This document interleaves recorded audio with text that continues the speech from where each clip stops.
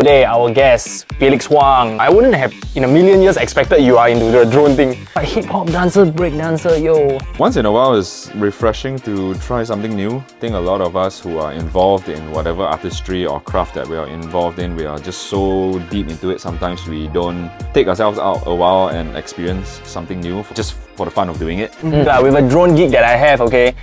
And then this guy engaged me, so then he was like, hey, don't look there, man. These people dodgy as fuck lah. Like he warned me about it. True enough lah. What happened is that the whole entire event was a flop. Nobody came, and then after that he go and proceeded to host more events like the Sentosa beach party, right? Which never happened. Got one girl, right? He asked to be his girlfriend, right? But don't want to be his girlfriend, right? End up, right? He go and sue the girl for rejecting his love. Felix Huang, right? Is such a bro, right? Because we don't really speak a lot. Very much lah, but then the thing is like whenever it matters, right, he'll pull through, he'll pull in. So okay, so the incident, right, is basically with the drone gig lah, with a drone gig that I have, okay. Oh, so he's involved this one. Okay, so basically he's like part of the drone society, but he's not linked with them. Okay, he's like a bigger like the HQ and then there's one of the few people doing their own small side drone gig, right. And then this guy engaged me, so I was like kind of like half smart to get the 50% payment first, but then he was like, hey, don't look there, man. These people dodgy as fuck lah. Like he warned me about it. And then I'm like, okay, shit, man. Like suddenly, like Felix texts me out of like, I don't know, like 1 year or 2 years we never really see each other lah. Then I'm like, okay, shit. So I started to be careful about that guy already.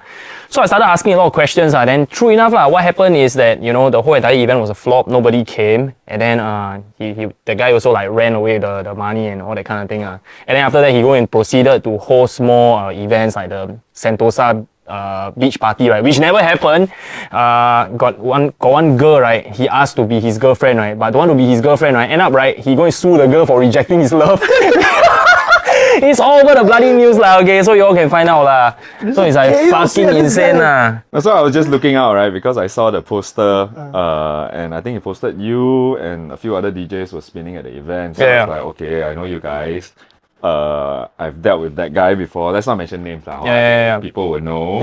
Do some research. But yeah, I thought I'd just look out for a friend and just, hey, make sure you got your terms and conditions worked out properly and make sure you don't get cheated lah, just in case lah, right? I mean, I don't like to doubt people that they are gonna intentionally cheat people, but I think there are people out there who are like that. Malicious intent. Yeah, malicious intent, 100%. So yeah, just looking out for you, and true enough. But I mean, like, okay, you see, it's so difficult, right? As a DJ, right? Already very little people do this already. Most of the time, right, DJs are like, okay, I will DJ $250 for you, right? And then I'll collect the money after the gig, That's like really trust already. But for me to like take it a level further, like, okay, you pay me 50% before the event, right? That's something like people rarely do already. So it's like, okay, you pay me 50%, okay, let me go down and do it lah. The second payment term should be like 1 week before I start, then you give me the money. But then the guy also never reply me, right? So I'm like, okay, since you pay me half, I go and do, then see what happens. Since you pay me already, I at least have to show face. Then end up he still can, So it's very hard lah. That's one of the big difficulties and challenges in the entertainment industry, Luckily you're like a guardian angel, suddenly like slide in his DMs and when was that not? It was like in a return journey when we were in Genting, Genting, right? Then we're taking the bus, the long bus, right? Me, you, Josh, and then suddenly I received a text from him. What? Yeah. I think we can still scroll out and find the text lah. It's just like quite recent also, a couple of months last back. Last year, the last party you tried to do was the year-end party, right? The year-end beach drone party thing. That was the guy trying to do the beach drone party. It didn't happen, right? It didn't happen. But your gig was probably around September. Probably. Did we do Genting at September so long already? Yeah. Oh, quite long already. I thought it was a couple of months already. Oh shit, that's damn long already. Last year, but the thing is, like this year happened so quickly. That's going on that it feels very recent.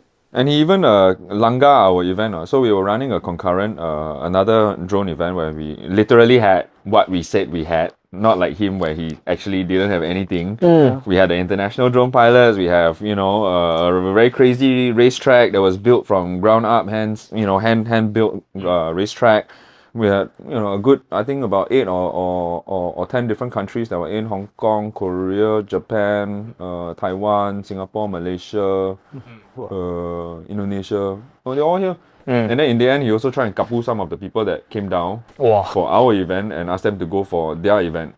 I mean, not cool lah, right? Especially when you promised in your pitch. Yeah. You promised in your pitch Yeah. that this is what you have, but actually you had nothing. It's just an absolute scam. Okay, so what's the difference between his way of programming and your way? How come like people join like that programming that you did versus his one? Is it because of like the long-standing history you are inside this this drone industry thing? Multiple factors, right? Firstly, we know the community. We are part of the community. We understand what the community wants. But at the same time, we also strike a balance between what the sponsors want and what the commercial aspect of the race is supposed to deliver, and try and marry the two, right? Try and benefit everybody in the same process, right? I think he came from a very I know it all perspective, and that usually doesn't sit well with a lot of people in different communities. But was he originally from the drone community? No, he's not. He's just a random business person. He's a random. I wouldn't even call him a business person because he's even not even that great at running his business. Right. I I heard he's a lawyer. He puts himself to be a lot of things that he isn't anyway. I mean, it's so easy to nowadays just set up a profile on LinkedIn and just type in whatever you think you Actually, Analyst. I am a electronics and robotics entrepreneur that has influence across Asia. Bro, I sell you this cup. I'm a small business owner, bro. Fuck you, man.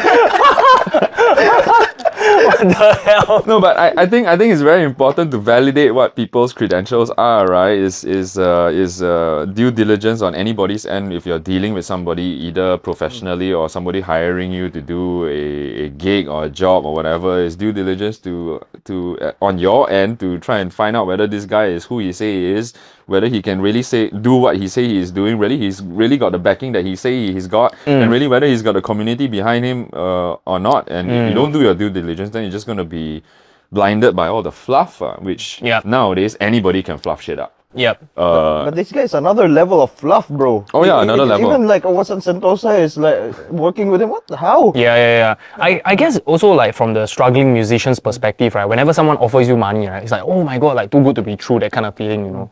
Yeah. So for them, it's like for example, he was engaging me for that Sentosa thing also, right? And then I gonna scam like half a time already. The first time, right, gonna scam half the money. Then I'm like, okay, I'm never ever working with this guy again.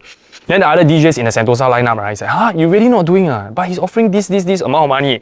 Then I said, dude, this guy will never deliver one. He already scam you one time, he can scam you second, third, fourth, fifth time, you know. Then they all still like kinda like still having that hope, you know. Chasing the carrot lah, bro.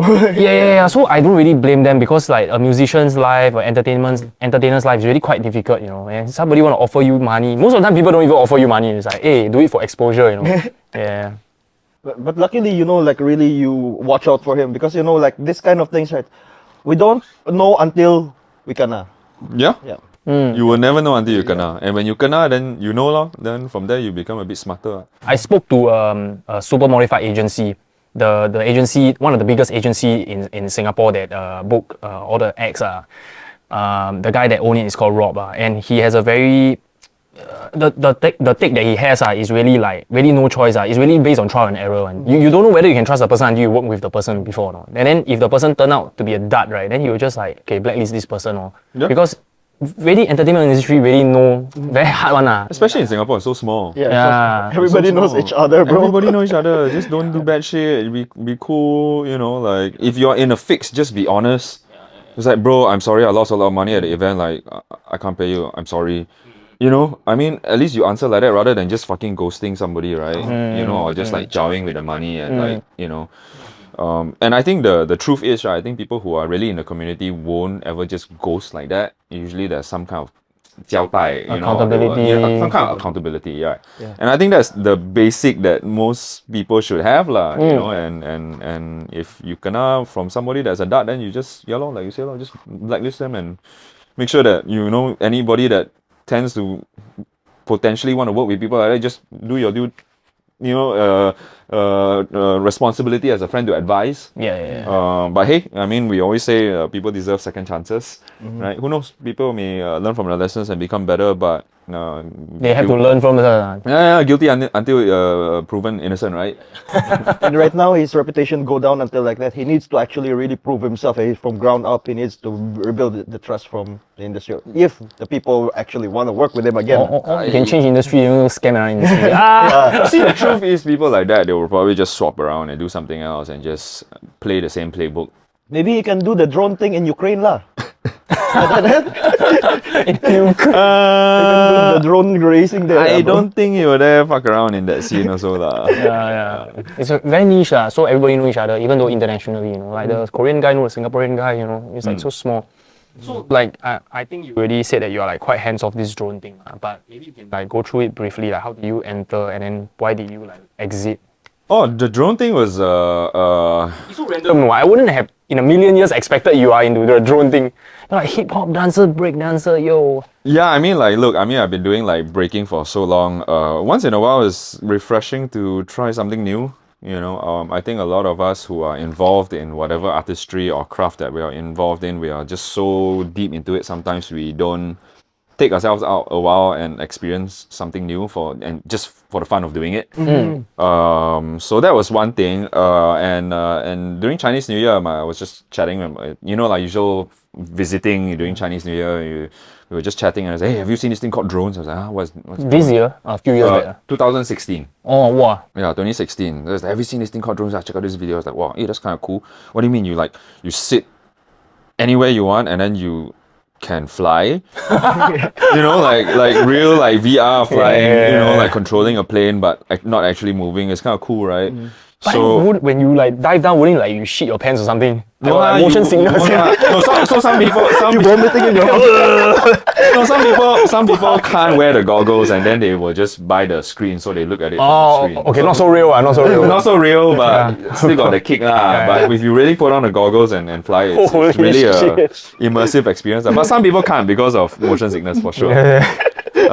So yeah lah, I For started people with 2016. constipation, you play the thing and your toilet bowl. Hey, it could be fun, huh?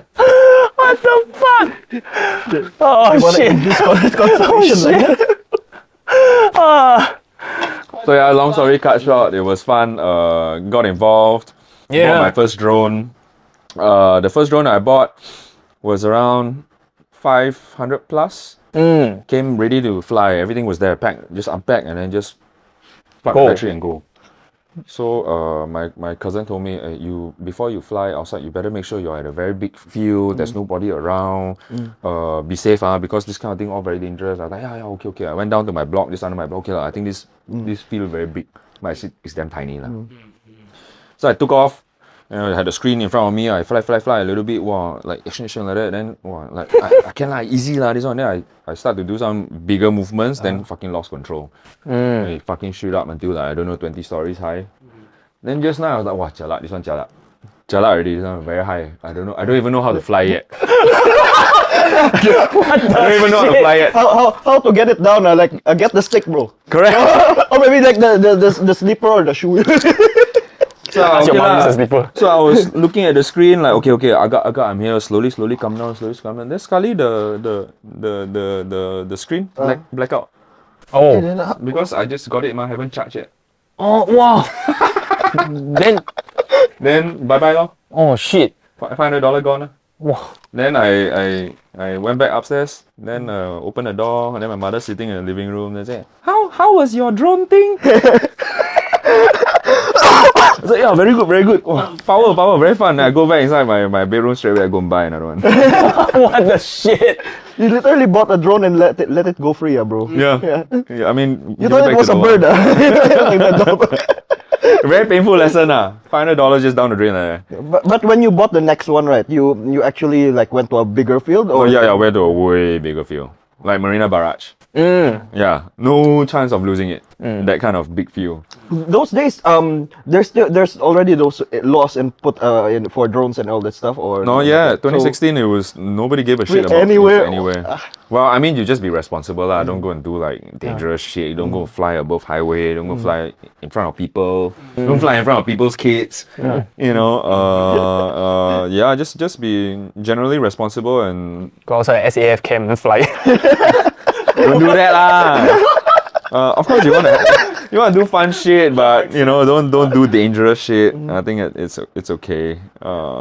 Yeah, then slowly we progress, you know, into freestyle drones and then like drone racing, which is like running through a circuit. Then I got decently good, and then I got invited to a couple of countries for competitions. Whoa.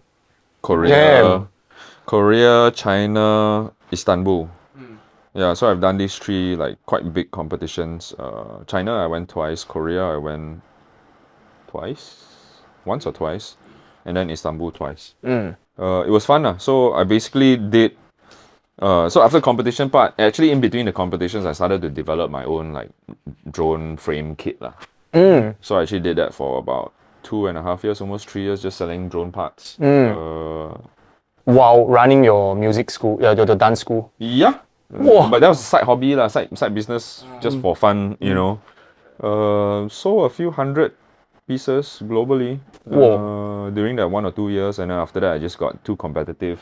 Then I just stopped selling the stuff really. It's at the end of the day, it's still just a hobby. It's just a hobby, yeah. So I did it was hardcore from like 2016 to 2019. Then when COVID hit, I just couldn't be bothered anymore. Yeah, cannot go out with the drone. Cannot go out. Yeah. Couldn't go out. You cannot do anything. Then I just got tired of the hobby also because when we got involved in 2016, the technological progression of hardware and equipment and stuff like that there was a lot of exciting things coming out with the tech for drones at that point of time. But around late 2018, 2019, the tech just kind of stagnated already. Same as the iPhone lah. Yeah, innovation not really in a Next time current books. you should introduce a titanium drone lah, bro. Yeah. There already were titanium drones. must like what, then can fly easily. And titanium don't last. Titanium, there's the cheap titanium and there's the good titanium. If it's the good titanium, then nobody's going to afford it. If the cheap titanium is going to keep breaking. I saw just today I saw one guy try to burn the case of the case of the iPhone. They brought the new iPhone, the iPhone 15. Then they want to see how much aluminum and how much titanium are inside. Or they melt, then they see the composition. Yeah, they put it in a crucible and melt it out. Yeah. So the thing is, just the edge of the phone with the power button and everything, those are titanium. Then after that, the aluminum part, right, is like this much only. Yeah. So the whole thing is titanium. Yeah. No, it's just the edge. Yeah, just the edge. That's it. Then that's a marketing gimmick already, lo. Like literally, we built the titanium phone, but actually just the edge, lah. That's the whole thing. And you pay how much more? I think it's cheaper. It's $100 more than the usual base model. So I think iPhone 12, 13, 14, right? I think they are like USD 999. 1099. And this one is 1199. Yeah, so it's like $100 more lah, the base model. It's not that.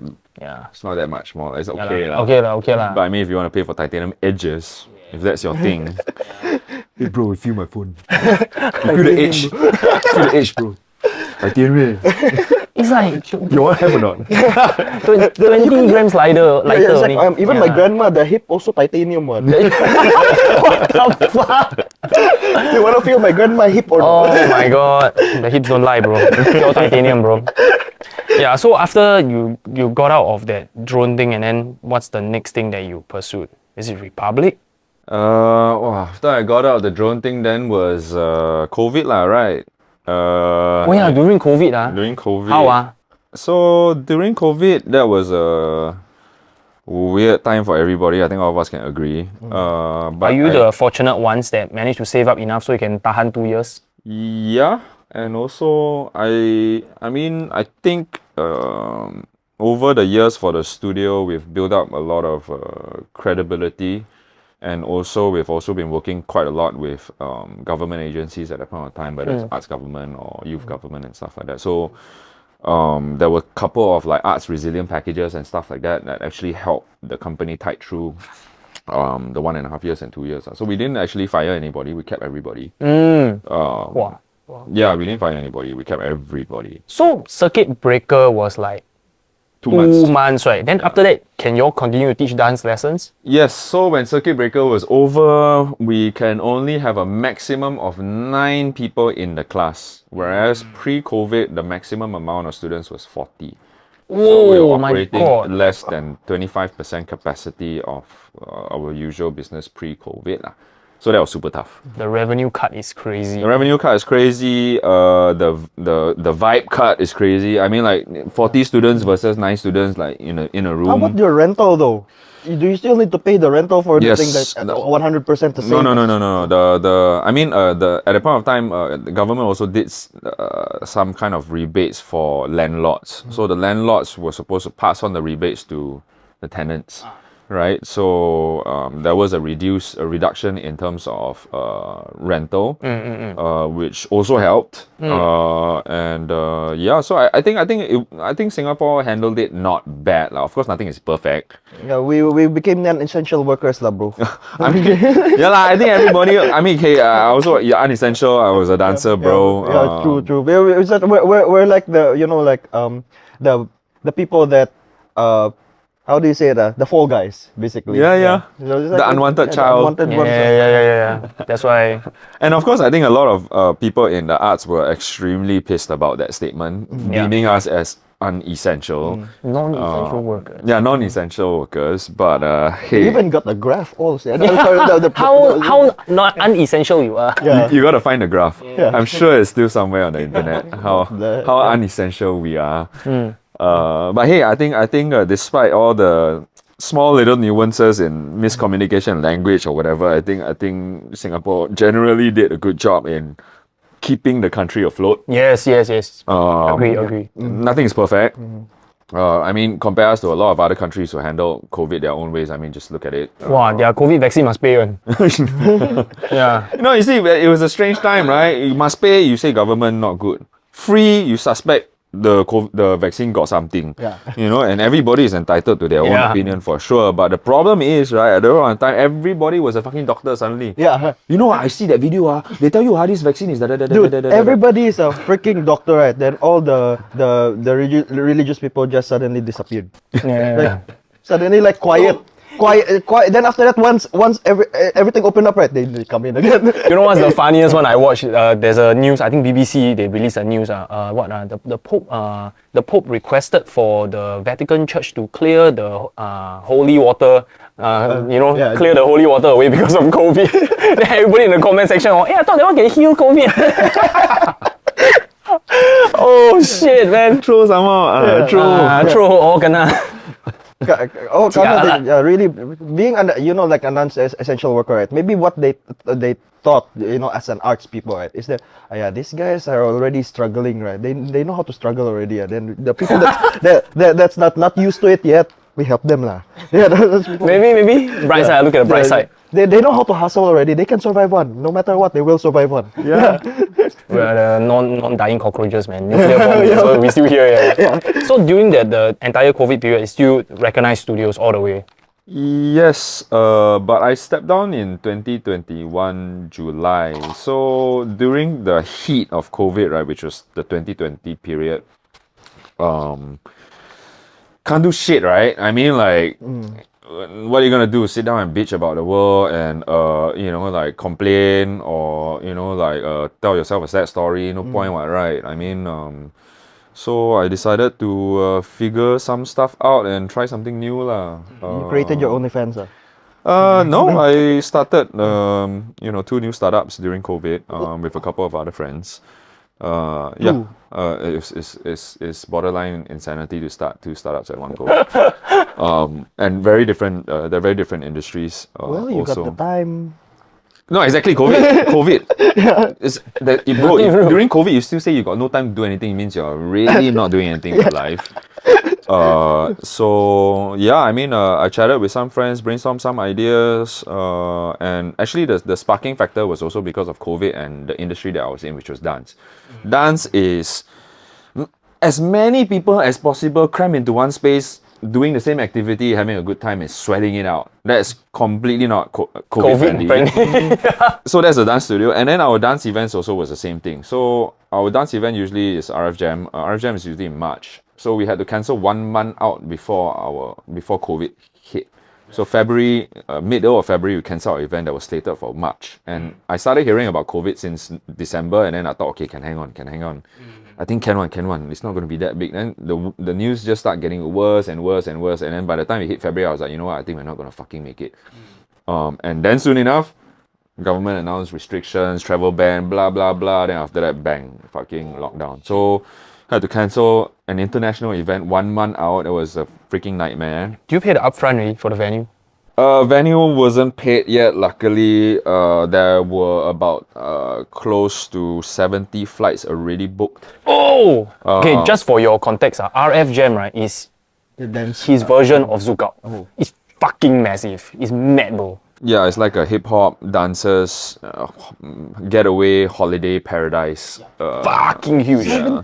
I think it's like a 4-day, 5-night thing, right? It's across 2 weekends, it's 9 days. It's 9 days, yeah. They have like workshops, everything, then people gather. It's super summer camp type shit. Crazy. like that, but It's like a music, OBS. yeah, it's like a music matters of the dance world, right? Where, you know, all kinds of different activities, from showcase competition to workshops to battles to parties to, you know, graffiti, hip hop shit, lah. Wow. Yeah, so what's that, when you cancel 70 flights, what's that, do they even get their money back, reimbursed, or you we got anything? a big percentage of the money back, but we didn't recover 100% of it. And of course, there was a lot of costs that went into marketing and artwork and design and, you know, blah blah blah, the works that, you know, you need to come up with for an event. I mean, it's a year's worth of work. You know. What's the budget for an event like this? Is it like easily 7 figures? Yeah. It's about $1 million. Just to run this festival is not easy. Yeah. That time we were casually having a conversation, and then he was like telling us like it's like a 7-figure thing, and we were like, what the fuck? I mean, you just think about it, right? If you fly 70 people, and if you just keep it at a very minimum of average of, let's say, $1,000 per flight, that's already 70 grand. And if you're asking them to stay in Singapore for 9 days of event, then you're gonna have to house them for 11 or 12 days minimum. So can you imagine paying 70 people to stay in a hotel for, let's just say the Singapore days. average hotel rate 500 per night or something like that. okay, 200, 250, 300 around there. It's already a few $100,000, no? Wow. Just the people only. And then logistical costs, manpower costs, marketing costs, Pay the guest act. transport costs, per diems, so many things are involved, fees for the DJs and judges and for their workshops and blah blah blah and all that, and then, you know, payment gateways, ticketing, there's so many things involved. There's so many line items, right, that are involved in running a physical Do you event. actually like engage security companies Yeah, as of well course. and all that? Yeah, of course. Medics, maybe. Yes, of course. Wow. Have to be on site all night. For all the days. fans and everything. Fan, aircon, tentage, staging, carpet. You clearly know he does everything. Inside also have the truss system, lighting, Correct. They have like a sound meter at the stage. engineer, light engineer. Where do you host this in Singapore? In It's house, right, most of the Singapore, time. it's Escape. The main events are Escape, and then the last day closing party will be used to be the X-Wave house, lah. You know, but actually we moved the event out of Singapore already. So this year we ran it in Vietnam, Da Nang City, and then next year we'll also be in Vietnam in March. It's cheaper. Vietnam is so much cheaper, bro. Yeah, we just went Vietnam. Fucking lit, bro. It's great. It's a great place. I think it's very affordable. People are generally very nice. Yeah. And the technological advancement from 2016 till now, right? Suddenly it's like, wow. Yes. Big jumps, yeah. And they are way more open now than they were, 15 years ago. What's your review of their Grab food down there? Okay, good. Bro, 2 seconds, bro. The guy reached. Damn fast, bro. How? Maybe they cook on the way or something. No, they're just efficient. They're just super fast. fast. Calling a Grab taxi is like 1 minute, less than 1 minute it reach already. Yeah, that's why. Then every time they call, like I'm used to Singapore that like you book, then after that you slowly make your way out of your house and come down. 15, 20 minutes Yeah. minimum. And this guy is like, I book, right? He inside the traffic. I thought that okay, maybe I can go toilet a bit past game. Then I'm on the way to the toilet. It's like he's there. What the? I need to calm down already. Then do you see that you need to translate whatever is in the menu as well? Did you find that did you experience No, I that? didn't. I just whatever I use Google Translate. Yeah. When is your next event in Danang though? March next year, middle of March. So it will be from I think it will be from the 9th of March to the 17th. Right. Is it like to coincide with your birthday month? No. That would be too hectic. My birthday month February so Late Feb. Yeah, late Feb. So I celebrate first my birthday, then I go. Late Feb gang or late Feb. Oh, is it? All Pisces. Alamak, not bad. So yeah, next year, if you're free, feel free to come. I think it's an event that you will never experience at other events. I would love to see because it's not okay. The thing about it, it's not only like dancing or whatever. Parties. It's the culture, the hip hop culture, and everything is there. 100%. Yeah, and we all came from the hip hop culture as well. So Yeah, 100%. It's fun.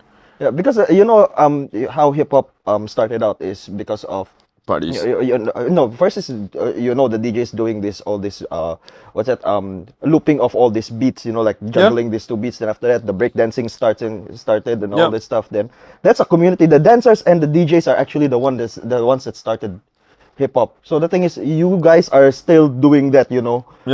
It's the roots are deep. Oh my in God, that one. you just remind me of something. Our recurring character of this podcast is Jeremy Boone. Does he never come? He said that, right? He don't really respect a lot of people, right? But he respect people like Coldflow. Why, right? It's because, right, when hip hop is hot, right, he's doing it. When hip hop is not hot, he also doing it. Yeah, he love hip hop through and through, right? And the sincerity towards that culture and the craft, right, is genuine. Yeah, so really take your hats off, lah. It's people true, that can be like that. Yeah. I do respect people for that as well. On the other end of the spectrum, I also respect people who evolve. So I do respect people who stay true to whatever that they love and whatever that they grew up with, and even though it's not hot now, they continue doing it. That's admirable. That's respectable. And that's part of culture, right? But hey, I also don't hate on the people who move on and like evolve and try something new, right? Like I think we were just talking just now. Sometimes it's you keep yourself doing the same thing over and over again. Sometimes just because either you think you've been doing it for too long, you damn good at it, or you can't let go, and then sometimes that stunts your growth to be able to experience other things and who knows. If you just step out of your comfort zone, a lot of people say this, right? Sometimes you got to step out of your comfort zone, right? But if you don't actually step out of your comfort zone, then you're not going to experience something new. And who knows, you might be really good at something that you can either use that to elevate this, and vice versa, So yeah. Like how Kanye West uses house music or techno to elevate his hip hop sounds, Yeah, he just like, okay, fuck it, I'm gonna stop listening to hip hop. I'm gonna listen to like punk rock or something. Then he used that to create his new album. Yeah. Still go back to the roots of what you originally meant to do. Yep. Actually, most of the music producers of hip hop beats and everything goes out of their way to go listen to all the oldies, all the new stuff, and listen to all these stems and everything just to, then after that they find that right stem to elevate their music for hip hop. Yep. Yeah. I agree. So let's segue a little bit. Can you tell us what it means to be HANCAI? So, HANCAI was a colloquial word that me and my crew made popular just because we were having a good time and we were actually fucked up from drinks. And I want to say, every time, right, when he said the word HANCAI, right, back at Velvet, I'm like, oh fuck, man, tonight we're gonna die, bro. We are fucking dead, bro. Shit, bro. So, from my understanding from some of my other crewmates, it's a mix of, a few words like hancho, which is a Malay word for like destroyed or fucked up, right? Berkecai, which is also like, fucked up or, destroyed or whatever. And then some people also say it's like chincai, so it's like hancho, berkecai, chincai, hancai! Bro! Madness, man. I don't even know how we made it such a big term, and of course it was heavily latched onto our event at the point of time because there were so many dancers that were coming down and all of them were having a great time. We were, doing what we love to dance, we love to party, and you know, at the same time, of course, there were drinks, and some people took HANCAI until they are just too HANCAI on the floor, some people are HANCAI until they're so happy, some people are HANCAI until they make babies. No, serious, I'm true. You know it's fucking lit, right? When like he always hosts this kind of like international dance event, right? Then some white girl come up to you and shout HANCAI, right? You know, it's damn fucking crazy, really, bro. This white girl like, hey, HANCAI, I'm like, what the fuck? Who the fuck are you, man? Like from where? Next thing you know, it's in the Urban Dictionary. Yeah, bro. I swear, It man. was in the Urban Dictionary. Seriously? Oh shit, are you fucking serious? So somebody put it up in the Urban Dictionary. I had the definition of HANCAI completely wrong. The Urban Dictionary, the person who put it in the freaking Urban Dictionary said HANCAI is a word used to describe sexual activity. So What, you're after coming HANCAI? yeah, exactly. So we actually corrected them, or somebody corrected them, and now I think it's the correct term. So thank God for that, because I don't want people thinking that HANCAI means some kind of like sexual request, or like it's not. It's basically just having a damn good time with your friends. I mean, it's like yeah. revelry, you know, like it's an alcoholic party sort of direction. Dude, actually, if you make a lit track, right, you name it HANCAI, then tag him. He co-sign.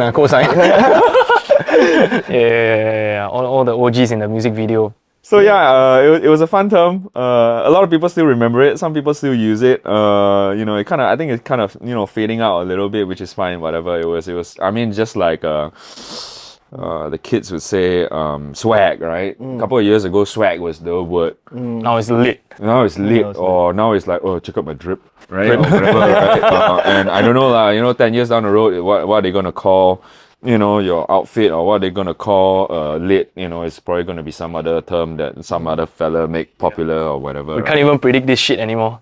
Yeah, and it is what it is. It's just trends come and go. You know, yeah, but the thing about it is a lot of these trends, right, actually happens in the scene that you're at, whatever you're doing, because it's not only just words or whatever to express yourself. It's also fashion. All the from jerseys, you know, like basketball to American football, whatever they wear. You know, like the hip hop scene stuff, to all the way to music. It's a lifestyle. That basically whatever you're doing, the graffitis, whatever, everything is there. How do you actually run this event in a sense that everything is there, or you actually like ask promote, you know, like all these other content creators or whatever to help you out and figure out all these things, or you just happen to do it on my own. I mean, with the help of my crew. So we started it out on the 10th year anniversary of our crew. So the 10-year anniversary was a very small event, only attended by 300 people. A couple of people from the region came down: Hong Kong, Vietnam, Thailand, Taiwan, Singapore, Malaysia, Indonesia, Australia, Korea. Some friends came down. It's only about 300 plus people. Purely just a break dance, you know, breaking with Hangout. right, where we had battles, and then after that we went out party, hang out and stuff like that. So it morphed over the years. So it was just a b-boy thing, and then after that we added on, you know, the other styles of dance that are within street dance as well, you know, so that actually evened out the genders quite a bit, because previously it was just like 300 sweaty b-boys sweating in a room. It was fun to watch, it was cool, it was breaking, but there were no girls. So we added on the open styles, and you know, that leveled out the genders a bit, and you know, everybody got to kind of like cross-see each other's dance styles and like hopefully like appreciate each other's stuff and like create a new network for everybody, right? And then later on we added on the dance camp, and then we added on, you know, before the dance camp already, we added on like some graffiti stuff. We always had parties throughout, you know, so it was b-boy break battles with parties, open styles, dancers, all different kinds of street dance coming in with parties, and then there was choreography, dance camp with parties, and then we added on the showcase competition with parties. Then along the way we had, you know, graffiti, a jam, graffiti competition, a skate jam, you know, beatboxing, you know, it's like, you know, stuff that we collaborate with different people, different collectives at different years, just to kind of like put that together. This event has been going on since 2008. It wasn't the fact that in 2008 we already did it like that. It was 15 years, well, this year is 15 years, 15 years in the making, with slowly making sure Gradual that this develop. is successful, and then adding on something else that we think could bring value to the event and trying to make that successful too, and then adding on something else to the event that could complement, you know, this other stuff that we've built, and then, you know, making that successful too, and everything just was a nice Ecosystem. ecosystem, a nice cross network of different styles of dancers and like-minded people who just love to dance, who love to party, and who love hip-hop. Interdisciplinary jamming, I guess. Yeah. Can learn from each other. And how important is fashion in the dance, you know, world? I think fashion is relatively important. I mean, every different dance style has their own unique style of dressing. So if you look at a whacker versus a b-boy is going to be a bit more athletic. Well, b-boy's got many different styles. You got those like old school fashion, you know, like straights, tight jeans, you know, semi-tight jeans, and like, you know, polo t-shirts and like Kangol hat. And then you have the other b-boys who are like full on athletic gear, like, you know, full on like Nike head to toe. Then you got the in-betweens and whatever, right? And then when you look at the whackers, they are all dresses, glam, glitter, very showy, you know. Then you got the poppers, which are a bit more G. Some of them will wear like blazers, like, you know, long blazers. Some of them had, you know, different styles that accentuate their movements. Lockers are a bit more funky, you know, they're more funky people, hence their dressing tends to be a bit more funky rather than athletic. But yeah, I think fashion plays a very, very big part in the dance culture. Do you all have any like fashion collabs or fashion sponsorships? There are tons of streetwear brands that are created by dancers. Tons of brands all over, and most of them are like graphic tee, you know. Some of them will venture into, you know, all kinds of different kinds of wear. Some of them go into tracksuits, sweatpants, blah blah blah, all that kind of stuff. So there are tons of all these kind of brands, but none of it has actually made it big and mainstream, and maybe that's not the way to go either. But when you talk about massive brands coming in to support the event and stuff, there hasn't really been much. I mean, we have done stuff with JD Sports, we've done stuff with G-Shock, we've done stuff with a ton of alcohol brands. How about those streetwears that you see, like Supreme or something like? Wow, yeah, it's a Supreme collab. I mean, it would be great if we did, but you know, I think I'm not even sure whether like brands like that would see value in what we're doing, and whether they want to part with their money to help make the event happen. So the difficult part about running such a niche. It's niche, but it's not, because it's very direct. No, correct. But it's very hard to communicate the value that we bring, and credibility that we can bring to brands, because they are all about numbers and. But you are the biggest dance festival in the whole Asia, dude. Yeah, but it's still very difficult for us. I mean, that's the truth, right? Damn. You mean like getting the sponsorship here in Singapore or other countries? Because I feel like in other countries it's easier to get sponsorship. You see, that's what we all say, and that's the story we like to tell ourselves. Other country easier, bigger, blah blah blah, whatever. But every country has their own way of operating and their own, you know, pros and cons. Until you actually do something there, then you have the authority to say whether it's easier or not, lah. You know what I mean? But a lot of people just assume that your USA is, you know, you can get this kind of sponsorship, but hey, bro, it's not that easy, bro. You know. So I mean, even us moving into Vietnam, we are by far the largest dance festival in Vietnam, and it was still not easy to find sponsorship over there, because for example, some of them over there, they want traditional media, they want newspapers, they want broadcast TV involved before they actually spend money. But does that bring value to the event? No. Are we going to go on TV just for the sake of being on TV? No. Are we going to be getting a newspaper involved just to have a newspaper involved? No. Is that going to attract more people to come to our event? Not really. You know, so it's tough. I mean, we are quite big on social media now. Our TikTok is almost 1 million followers already. Recognized studios, eh? No, RF Jam. RF Jam. Itself has a. Yes. So Recognized and RF is a two different thing, right? Yeah, Recognized Studios is our dance studio. RF is one of our events that we produce. It's our own IP. But RF, isn't it like a dance crew first? RF is a dance crew lah. So RF is my crew, you know the boys, all of us, and RF Jam is something that I wanted to do, right, to celebrate the crew's anniversary, and and it just evolved into something like a business lah. Yeah. Yeah, and I never really thought of it as a business when I first started. In 2008, when I did the event, one of my mentors came up to me and he was like, "Hey, Felix, this one you can make it like a business." And I remember very clearly my answer to him: "This is not business. This is culture." You know. Yeah. But now looking back, right? If I had actually understood what he was trying to tell me, and you see the thing about, I think the thing about people who are so deep into culture and also all the feel, or the arts, right? I feel like making money is a bad thing. Yeah. Why? Yeah, I also felt like It's very backward. Yeah. And I still get people telling me, it's like, yo, I will still dance even if I make no money. And with the slang. no, serious. And I admire that to a certain extent. I do admire that to a certain extent, and that shows that you are really, really for the art The form devotion. and you're devoted to what you're doing, and that's cool. But let's not spit on people who have genuine intention in growing the culture at the same time creating businesses to be able to support the culture. Yeah. Of course, if you're some nobody and you're coming in and just like trying to take over, Phone guy. we just had that discussion. It usually doesn't even go well anyway, and it is exactly what it is, right? Too not sincere already lah. Too not sincere, not really involved, don't understand the culture, don't bother to listen, don't take advice. You're just gonna burn yourself down, right?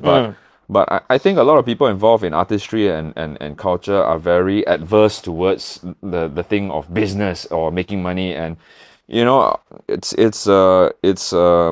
find it a bit strange nowadays, because after, for example, you've been doing something for, I don't know, 25 years, 30 years, wouldn't it be great to be able to put food on the table and, After you break it down, right? for yourself and for the people around you, and be able to create something that people can sustain themselves doing what they love, rather than having to freaking work at Starbucks and work at Starbucks in a day, do delivery at night so that you can dance in the afternoon. It's tough, right? I think we all know you're DJing, same thing, right? DJ at night, afternoon, maybe you gotta go and do some other day job or whatever, right? Yeah.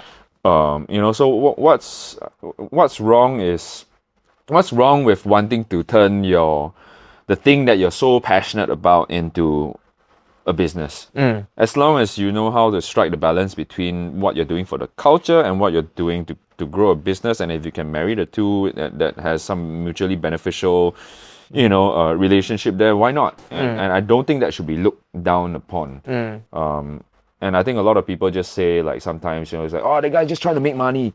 But it's like, bro, you also what? You never play gig before. Yeah. You never teach class before and take money from class before. You haven't done a advertisement, man. It's like, bro, it's like, get real, bro. Like, everybody is trying to hustle, to make ends meet, doing what they love. Period. You don't agree with what the fucker is doing, it's okay lah, whatever lah, that's on him lah. If he is genuine and he's got skill, it's gonna last. Yeah. If you talk shit and you got no skill, you're just jealous, then you're just gonna sit one corner and just see other people reap the rewards lah. But if you're just talking shit on people just because they are making money and you got no skill to make money, then bro, brush up your skills lah.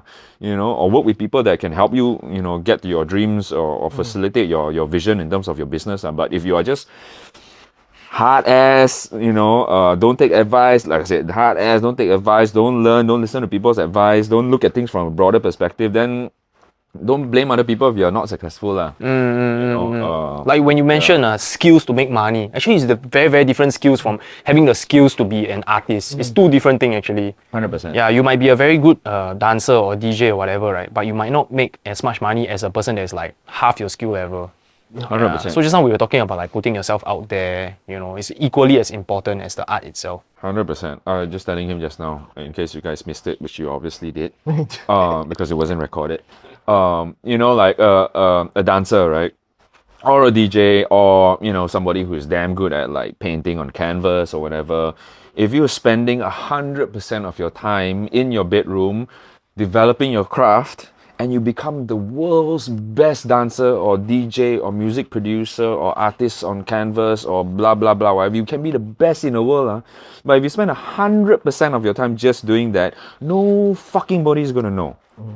So you gotta spend a little bit of, if your skill level is already that good, it's great to be able to carve out 10% of your time, 15% of your time, 20% of your time to go and either develop some other skills that can complement what you're doing, or go put yourself out there and show the world exactly like what the hell you're good at. Because if you don't spend the time to do that, nobody's going to do it for you, and you're just going to be the lonely guy who died with his craft alone in his bedroom lah. So I think that's super important for people who are very, very vested in their artistry, very, very vested in their craft, is that don't just keep yourself in this hole. You gotta once in a while put yourself out there, man. It's super important. Everybody does social media, sure. How a lot of people complain, how come this guy got so many followers? His art is not even better than mine. Oh, that's very, very, very, very often. It's true. It happens so often. It happens very often. And I can give you the answer why. Because that fella, excuse my language, that fella probably spent some time. Bro, it's like 16 fucks before this. That fella probably spent some time to understand how to make social media work for him, rather than him just That's true. bitching about how bad it is. And that's kind of sad lah, So yeah, put yourself out there, pick up a bit more skills. If you see something you hate and they are succeeding, then they're probably doing something wrong right that you're not doing. Yeah. So Instead of shitting on it, learn from it. learn from it. Yeah.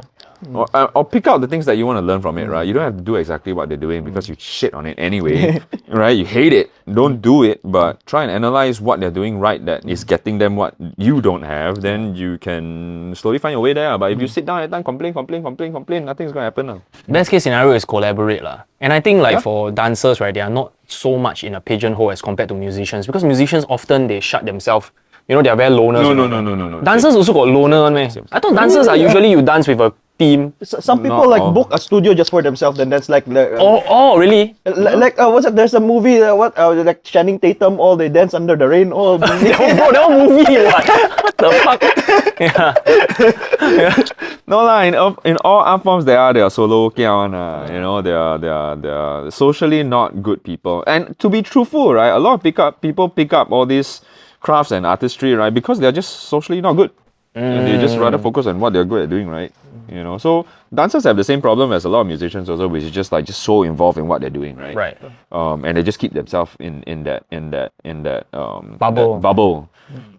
Basically, we're all nerds, but in different ways. This one is dancing nerds. But dude, they are dancing, they are cool, bro. Yeah. So it's like you wouldn't think that they are nerds, Well, the thing is, you wouldn't think a DJ is a nerd also, because the thing is, once we're in front of the DJ set, we just touch the DJ set and someone take picture, it looks cool already. Yeah. Even no matter what attire you have, right? You just touch it and then someone take picture like, oh, cool, bro.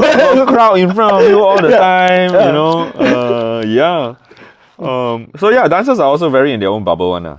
So back in the day when dancers are mostly, you can see them in a club, when back in the day hip hop, 50 Cent, everything was cool. But then now clubbing has evolved into more electronic dance music really. Literally like 99%. That era is gone. Yeah.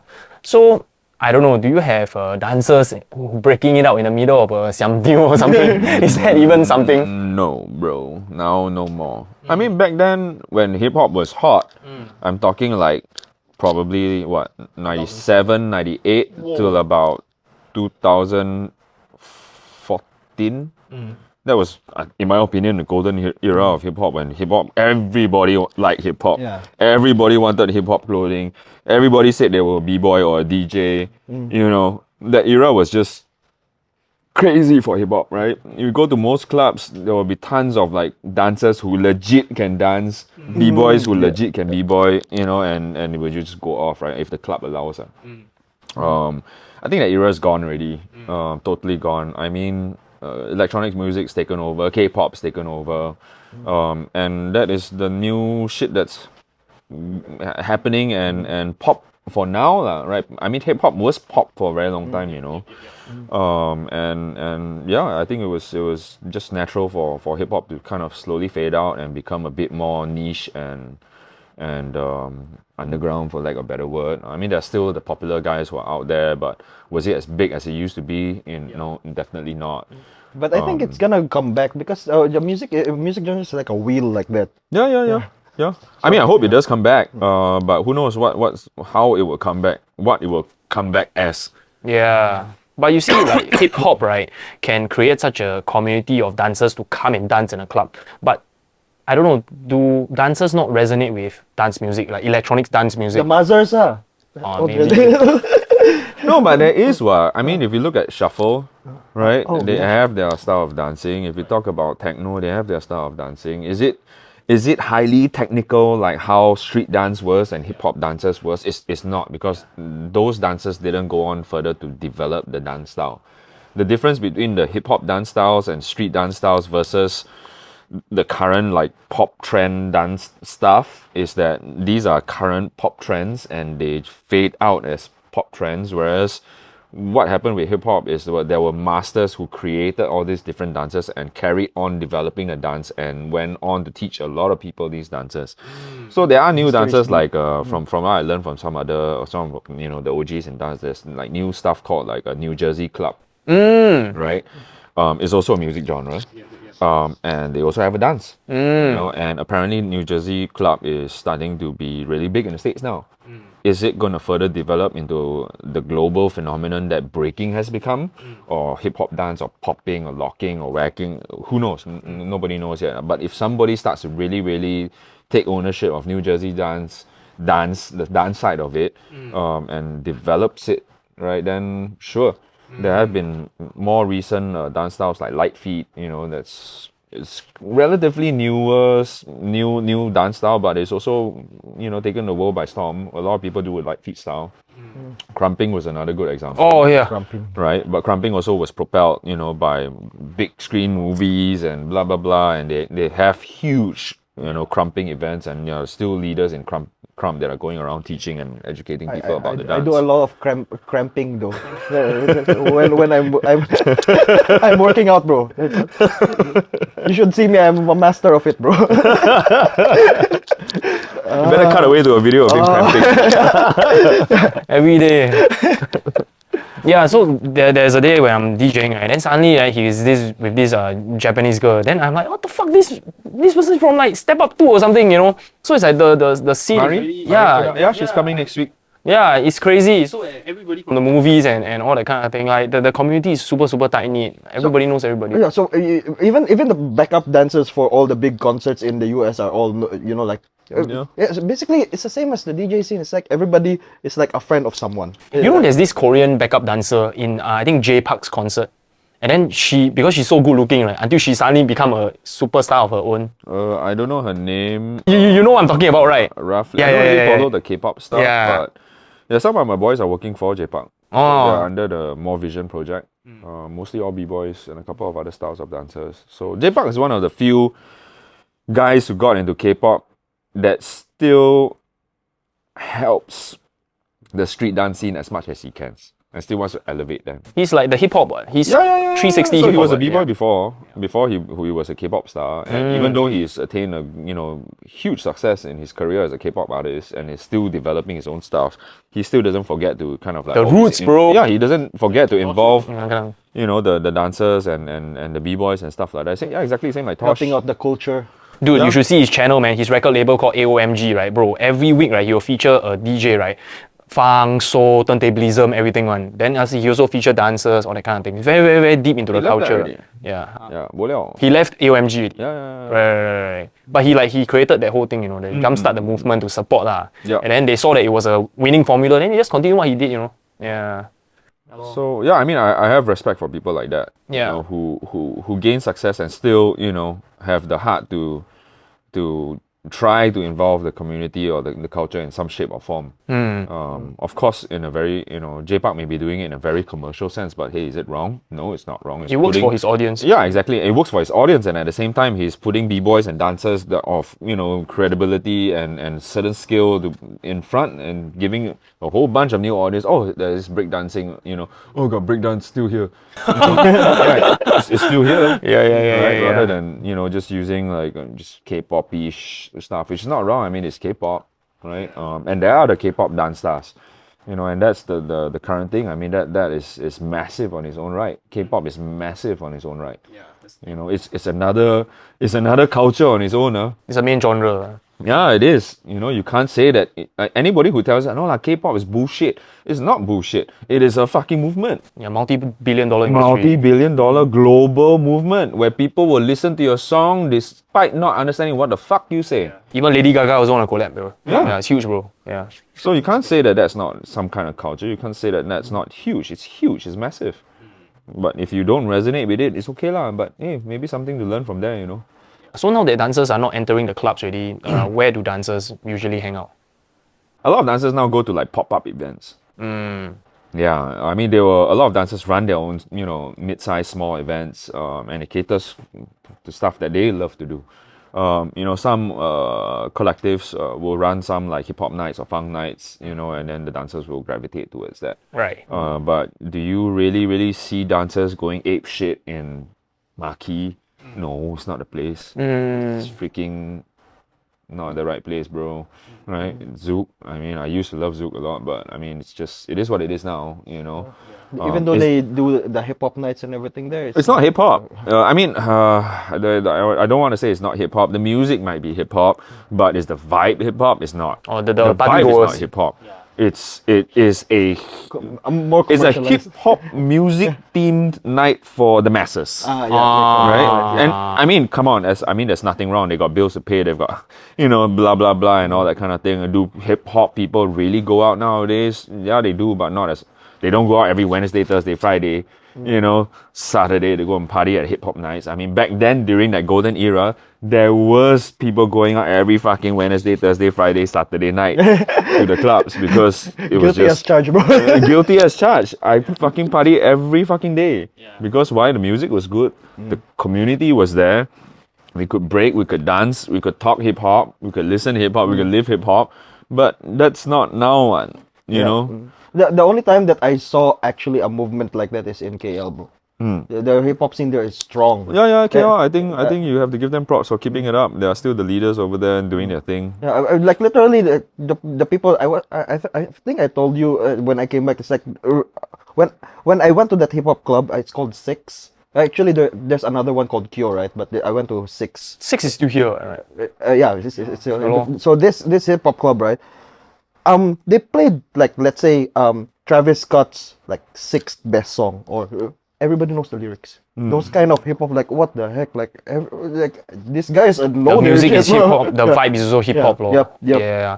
So okay, when you said hip hop was like big 1997 to like probably like early 2000s, right? And then there's a small period where the RBG thing took off, and then after that, then hip hop come back again.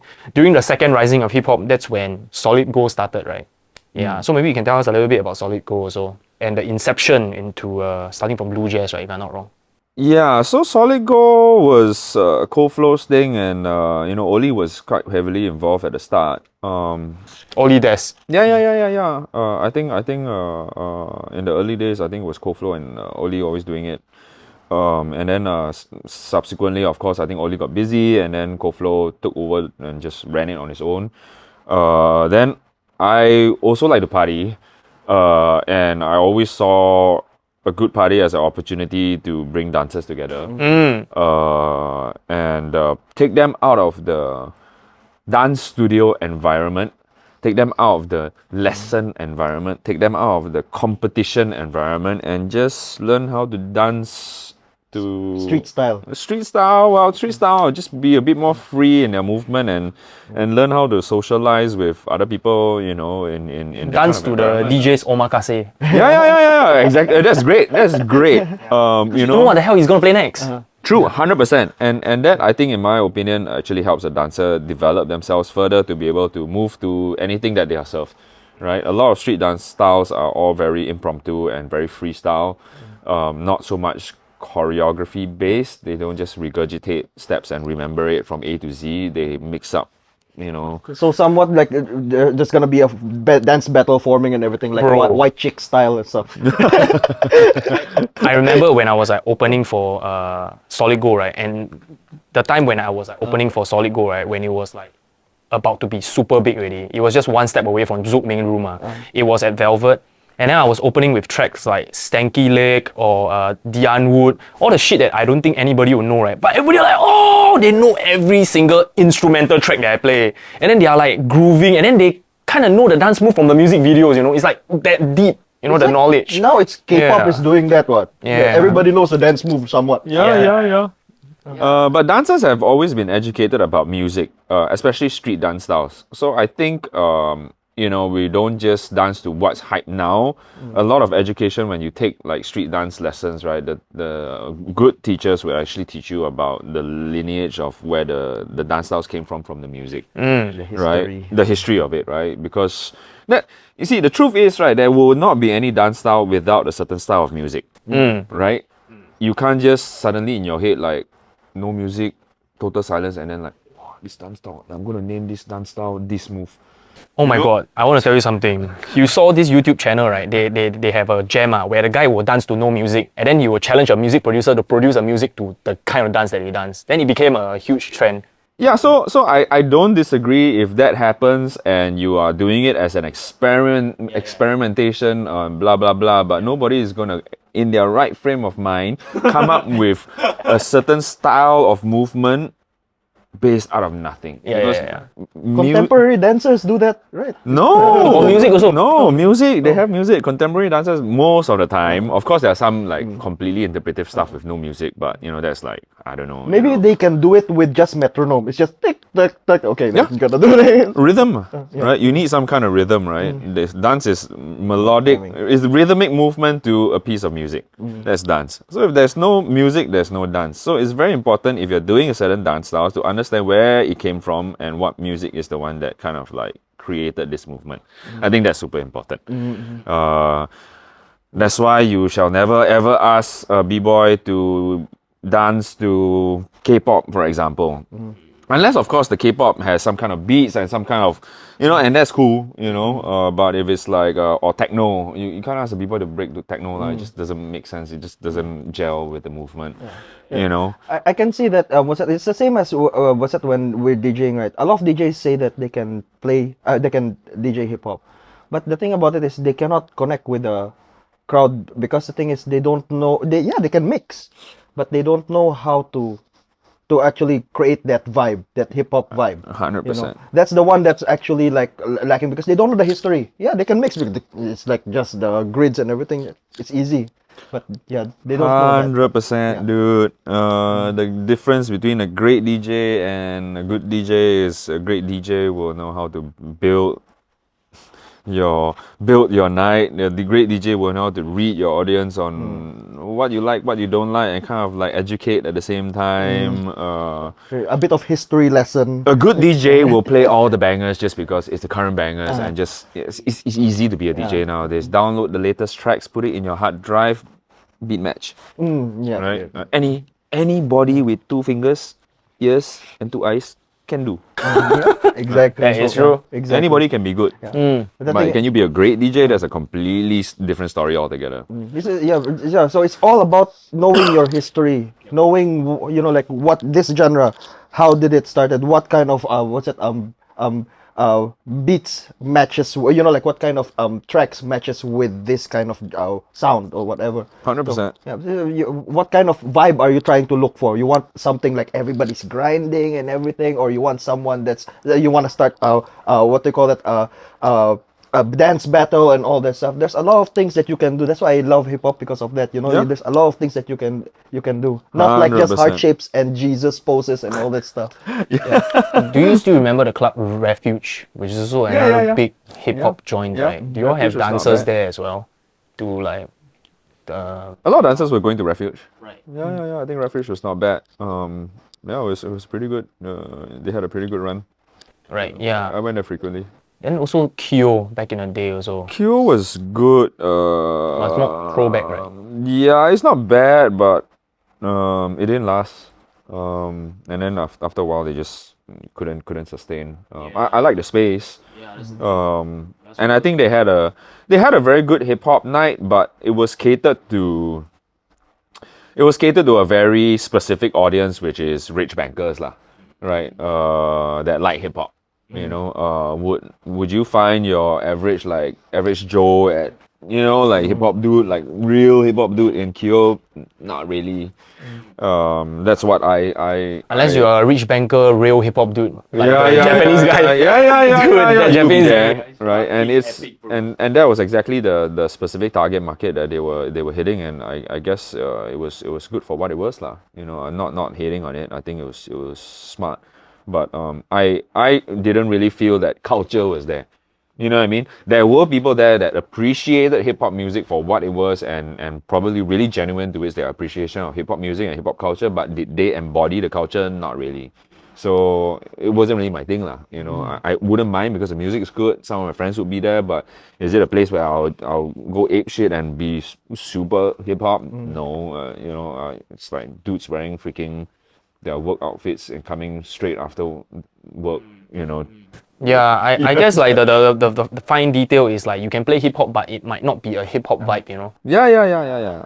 And like I say, I don't think there's anything wrong with that. There is a market for people who are rich that love hip hop and don't want to be too grimy. Yeah, correct. You know, and that's totally fine. There's nothing wrong with that, bro. It's cool. If you want to go grimy, do grimy, and you know, if that's what I say, right? Like the grass is always greener on the other side. If you're doing polished, you know, upper class hip hop club, and then you are so passionate about underground, you do underground grimy, but then you're not making money, and then you just shit on them because they're making money. It's like it's also like not cool lah. Got upsides, Everything has an upside, right? You know, this is making money and not that cool and not like real culture, sure, but I mean they understand and the music they probably can recite a lot of the lyrics too. But are they like hip hop? Probably not. Basically, it's like a lot of these guys are like the purists trying to shit on the people that's actually making something work. Yes. But that's what I'm saying, right? Instead of having that massive separation between the two, I think if somebody could marry these two beautifully, that would be awesome. Yeah, but I That don't would be think super awesome. But I don't think their egos will allow it. Yeah. So, well, maybe not these two work together. Who knows? The Maybe- middleman. Or somebody, if somebody can actually miraculously put these two concepts together, Yeah. it will be. I think it will be great. Yeah. I think Crazy, it'll be man. great. And back then there were this kind of places. To be honest, Zouk was one of those places. Yeah, you have your main room, you have your future, and then the Velvet. Yeah. Dude, I remember back then Velvet, right? You had to queue to go inside Velvet because the moment Solid Gold was on, wow, fuck, the whole place is so bloody packed. Yeah. Yeah. And then you cannot even walk. Yeah. And people understood the music. They understand how to move. You know, it was all. And it's really dancing. Yes, Bro. Yeah, it was really yeah. dancing, not just Not vibrating on the floor. gyration Yeah. kind of stuff. So it was cool. It was a lot of fun. While we kept that going for a number of years. We even brought down Wu Tang. Yeah. I We think- can talk about like Ghostface Killer, Raekwon, you know, how did that collab even come about? Like Wu Tang Clan, what the fuck? That's Yeah, Ghostface and Raekwon. So Godfathers, somebody yeah. contacted Koflo and they were saying, hey, you know, we are bringing these guys in. Do you want to do a Singapore leg? And we're like, of course. Then Koflo went on to become their touring DJ for a number of months. Yeah, I'm not sure whether that actually happened. It's all over social medias, yeah. Oh, okay, yeah. I can't remember, but yeah, you know, it was a thing that we wanted to do lah. You know, at the end of the day, trying to bring them in, despite we were a very small leg, and you know, it was an affordable price in our eyes. We knew that we either just gonna break even or we will lose money. And to be honest, we lost money on that. 100% worth it. 100% worth For it. the culture, bro. That one is 1,000% worth it. Just bro. to be able to have those guys in our presence and be able to say that we brought these guys in just because we wanted to and it's not because of the money. It was fucking awesome. We did one Zouk show, right? If I'm not Yeah. wrong. Yeah, Zouk at Chakim show. Yeah. I remember I was like, you know, going about my day at Zouk in the office, and suddenly like Wu Tang Clan coming up. What the fuck? Like fucking out of nowhere. God you know, like damn we thought it. that maybe it's just the merchandise that they're selling. It's like, oh, Or maybe someone playing a Wu Tang cover. yeah. But it's like maybe a Wu Tang night, you know. But actually, the guys are there. Yeah. The main guys some more. Yeah, it was dope. Yeah. It was How really are good. they? How are you met them in person? How are they? Raekwon is a super cool guy. Very down to earth. Really hip hop. Super down to earth. Very nice guy. Super talented, of course. His voice is incredible. Everybody knows that. He's kind of chill, not so demanding. Ghostface was a little bit more awkward. In that way, I think he restoration. I think he was also vegetarian in some way, so he doesn't eat a lot of stuff. Oh yeah, because background story on that because of his health issues and everything. Yes. So they have a Netflix special about Wu Tang Clan actually. so I think he also has his own stuff that he's dealing with, and you know he wasn't really like hanging out. You know, but Raekwon was like, you know, let's go, let's hang out. You know, after the freaking thing, he would be coming down, having drinks with people. You know, sit down, hang out. Ghostface is he goes back to his room. Dude, I don't know how they still do that kind of thing at their age, bro. Yeah. I think it'd be fun if you bring Wu Tang Clan to a Siam Tiu. Bro, that would be a segment, bro. So, you know, do you like this? They be dropping flowers like nobody's business, bro. They fucking drop, bro. Yeah, dude, we should get the Siam Tiu DJs take a photo of Wu Tang Clan, man. And that will be like the funniest combo, bro. Yeah.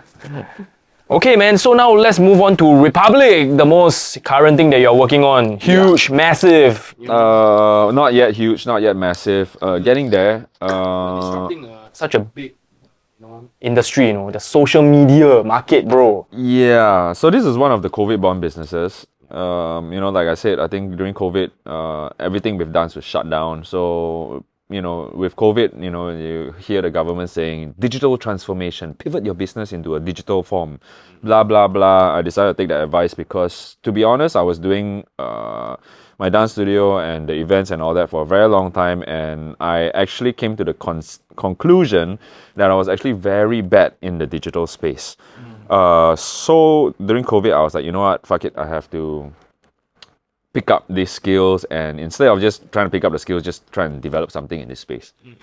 So talked to a couple of people, got a couple of people interested, and you know, the initial idea was dance challenge app. You know, because dancers are always, like I said, dancing in the bedroom, dancing in the studio, dancing at the block, under the block, dancing at the competitions, and they're posting all these videos all the time. Wouldn't it be great if the dancers that were posting videos all the time were able to challenge each other in some way and be able to make some kind of passive income by just posting their content? Dancers, not TikTok dance. Yeah. And to be honest, like some people who do TikTok dance, I give it to them, they can get the kind of attention that they require. That's kind of skill too in some way.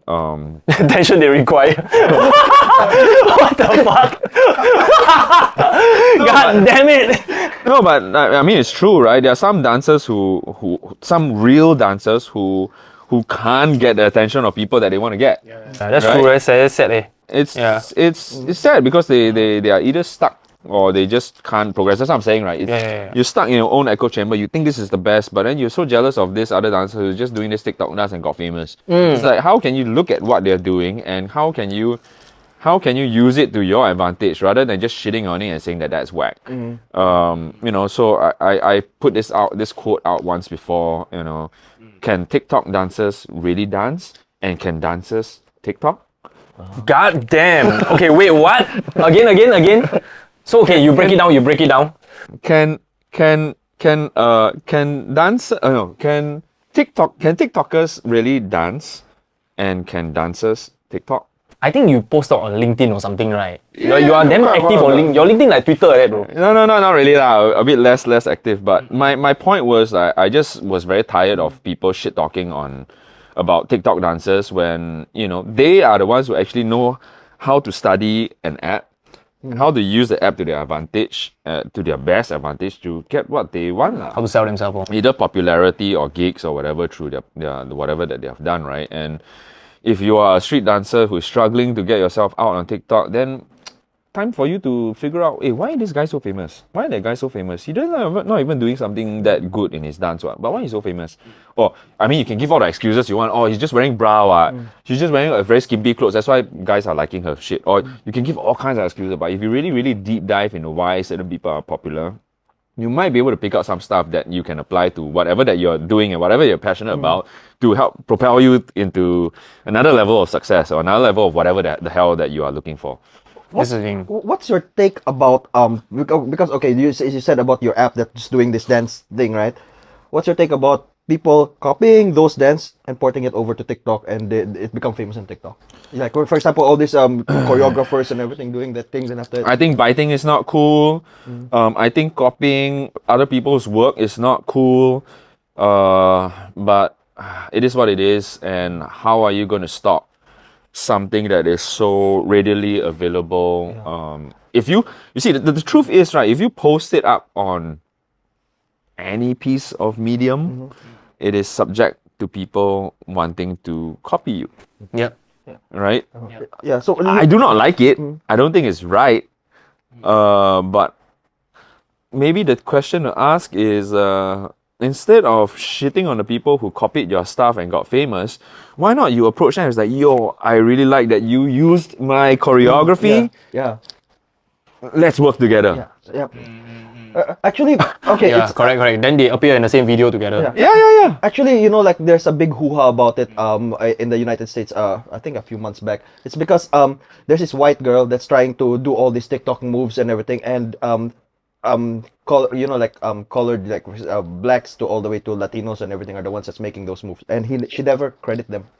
So the thing is, I think crediting is also one thing that I think is super important. Yeah. So as a content creator, if that's not your content that you actually made from your mind and physically putting it out there.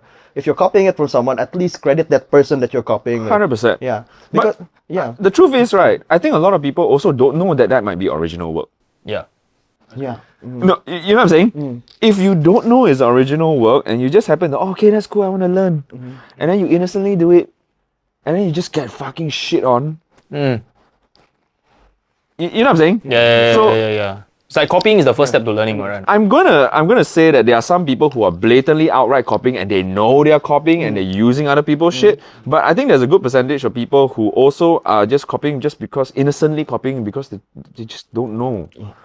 Right? So if the blatantly copying one and is capitalizing on your shit and you know that they are, scheming, conniving people, then sure, give them hell. Rain hell on them all you want. Right? But for the innocent ones who are like really like, I don't know what. Really, is there this thing called breaking? I didn't know that. There are people who still don't know that breaking exists. There's still people who don't know that, there's still a lot of people that we are talking about billions of people around the globe. You can't expect everybody to know what you know. Right? Because I can see this copying thing going on, not only from the dancing point of view, even routines in DJing and everything. Dude, I can see this guy did it, then after that, this guy, for fun, then this guy is copying it for his club gigs, and like, oh, okay. 100%. Yeah, the most was at live that I saw it, right, is I was doing this routine, this combination in Philippines. I was DJing in Philippines. Then after it's the prime time kind of set. Then after I was doing it, right. Then the next DJ is a resident DJ that he wants to actually like. Someone who already warned me about him. I never met him before. Warned me about him. That's his suck up and all this stuff. So he came up. Dude, I was chilling there. Luckily, I still stayed at the place. I was chilling there doing my thing. I was at progression by progression. Each song copied from me after my set. Yeah, exactly the same. Then after that, it didn't really register to me until someone came to me and said, bro, whatever he played, right? what's that? You played exactly the same. Then, dude, that one is like Skill, bro. You play one time, he memorize, he play, bro. Then he saw that it worked in the crowd. That's why he did the same thing. Like I think it's 5 songs straight. Then like, what the heck? With an app like TikTok, copying is like 90% of the whole entire app. People copy each other's dance. I mean, hey, if you want to talk about copying, then people are also copying the way people do transitions. People are also copying the way people do their formatting of how they present content. Yeah. That happens across the board. And it's not just specific crafts like what we can see, right? Like DJing, very clear. Sports, very clear, right? Art, very clear. But people are also copying the way people do transitions, the way people introduce their videos, the way how they cut text, how text is being used. Everybody, I mean, all of us are guilty of that, right? Because when you start to understand how some people are successful and what their success formula is, you will try to improve yourself based on what you see, right? And that's taking inspiration, I believe. But if you're copying exactly what somebody is doing, then that's just outright disrespectful, unethical, and just not nice. And if you're not crediting people for that, you're just not original, and you're just taking other people's work for your own. I do not like that at all. But all I'm saying is there are some people I think who are probably doing it innocently, and do they deserve such big slappings, or could it be a more colloquial way, not colloquial, but cordial way, right, of approaching the situation rather than being super aggressive? I think sometimes it needs to be taken into context as well, because hey, I mean, if somebody just got successful doing your dance, and they were completely innocent about it, would you be slamming them, or would you like, hey man, like you managed to learn my moves without me even teaching you? That's awesome. Can I teach you more? Like, do you want to collaborate? That could be cool. I mean, look at the instance of like Rich Chigga, right? Or Rich Brian, for that matter. We can't say Chigga anymore, right?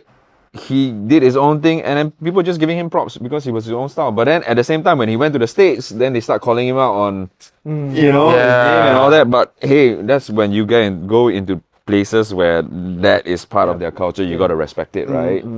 So yeah, I mean, back in Indonesia, he could do whatever the hell he want. He was this Indonesian boy, just being him, and he made a name for himself and he got recognized. Was he rapping like how other people rap? Probably did. Did he take inspiration from other rappers that he looked up to? Probably 100% he did. Right? Did anybody call him out? No, but some people just basically give him props because. Yeah, there's a reaction video actually, like all the Wu Tang Clan people, yeah, Waka Flocka Flame, yo, this guy's voice deep, bro. Yeah, but then when they actually saw who he was and how he, but just, I think the video started off with them just listening to his voice, right? And they probably expected to be some stereotype of how he actually looked like, but when they actually showed in the video, it's like, who the hell is that guy? Random Chinese guy. Yeah, but that's what I'm saying, right? Like perceptions and what you understand, what you don't understand, what you know, what you think you know. A lot of it is all like perception, right? Yeah, you can't actually judge a person just by the first thing that you actually like. 100%. Like for example, when Dr. Dre listened to Eminem for the first time, he thought it was black, and there's a white guy that comes like.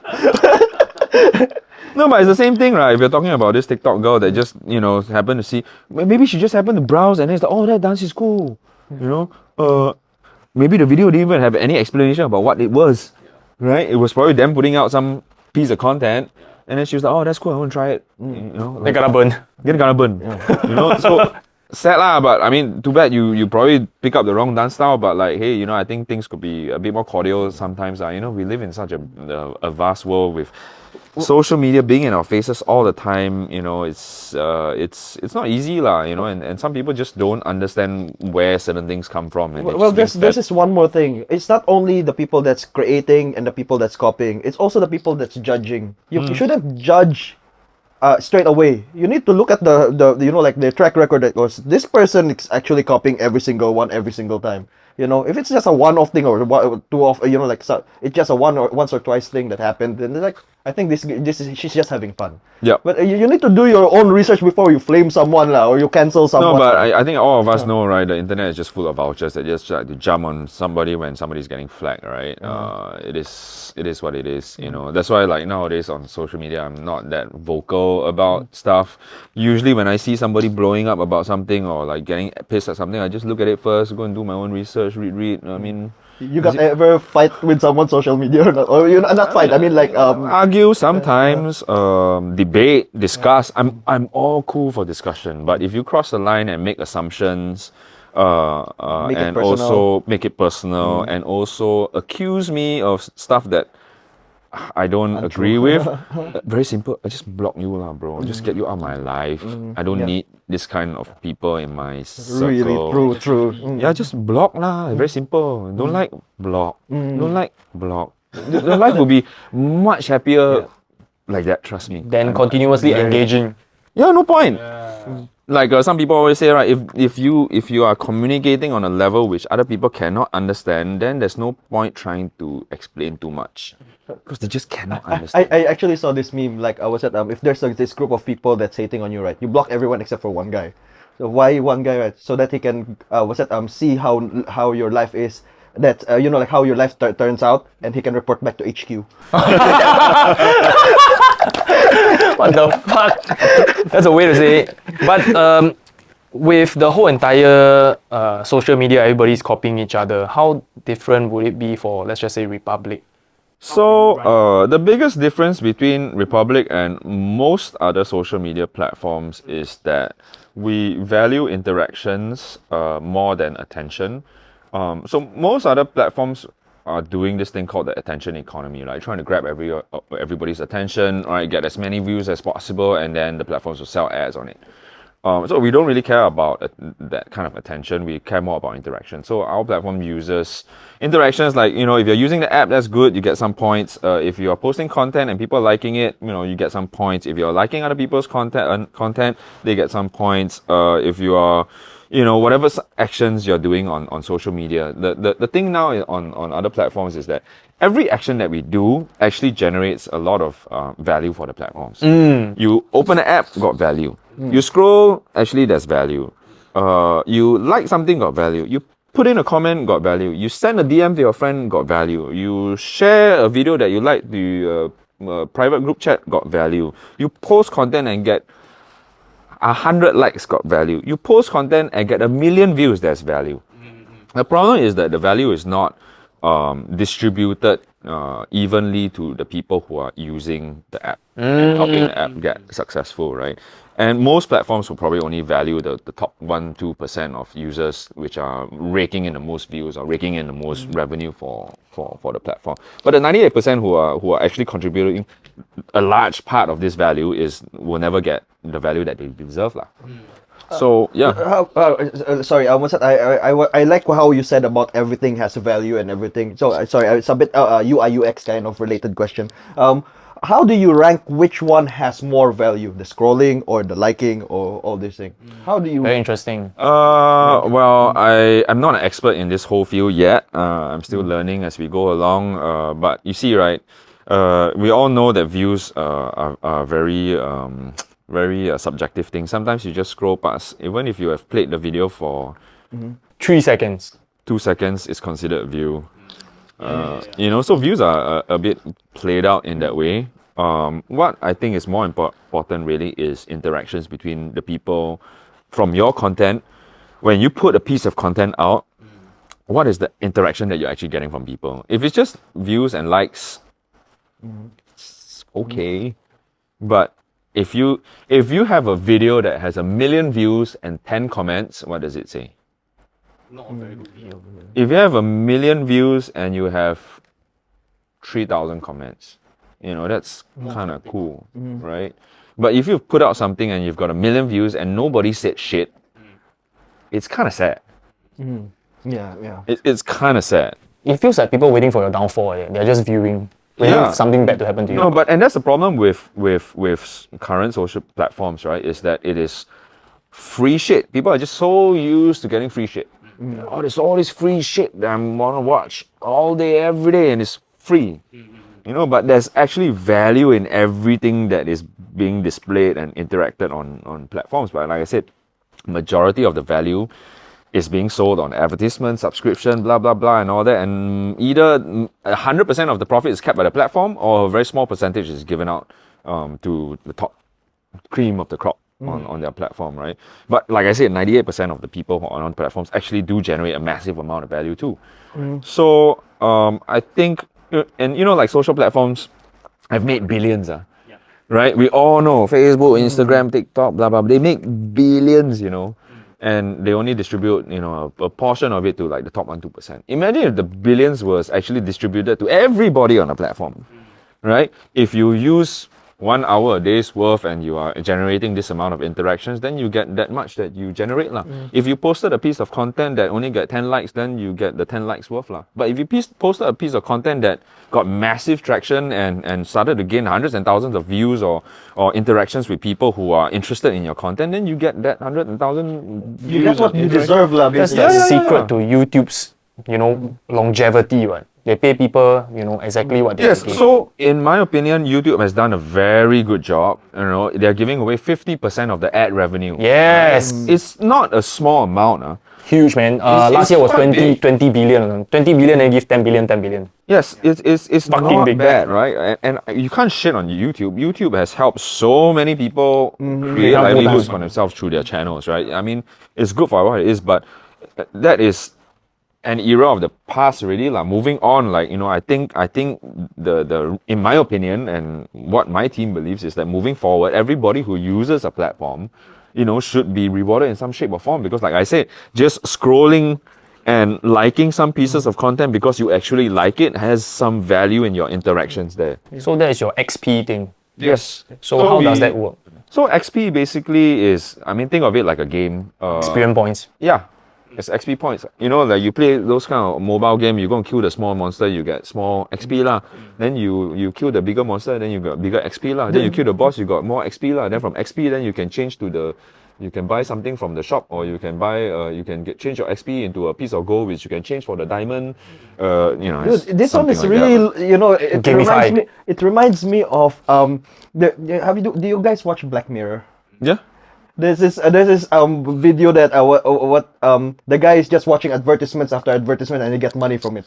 Yeah, then after he want to buy something for a girl and everything. It's basically like that. It's just, you get money just to watch stuff or do stuff. Yeah. I mean, Black Mirror, you know, it's Black Mirror, but yeah, this is, I think, moving forward as a reality and trying to be a more fair platform for all the users involved. How does that convert though? Yeah, so it's you gain experience points, and from experience points you get entitled to token drops, and that's just our first monetization function. And then from there you'll be able to exchange your tokens out into the exchange and cash out into fiat. Do you feel that maybe one day some users are just scrolling like that just to feed themselves for the day or something? Who knows? Yeah. Who knows? That's a full-time job. No lah, I don't think that will be a full-time job lah. Just scrolling doesn't generate, like I said, right? Just views doesn't really actually do anything. But if you're engaging with people and you're posting interesting content, Damn, that means you can actually make a living out of watching TikTok, man. or maybe, or at least pay for your next McDonald's meal. You know, if you're just scrolling and you're enjoying content and you're contributing to the system and you can make, I don't know, $30 a month, that pays for like three McDonald's meals.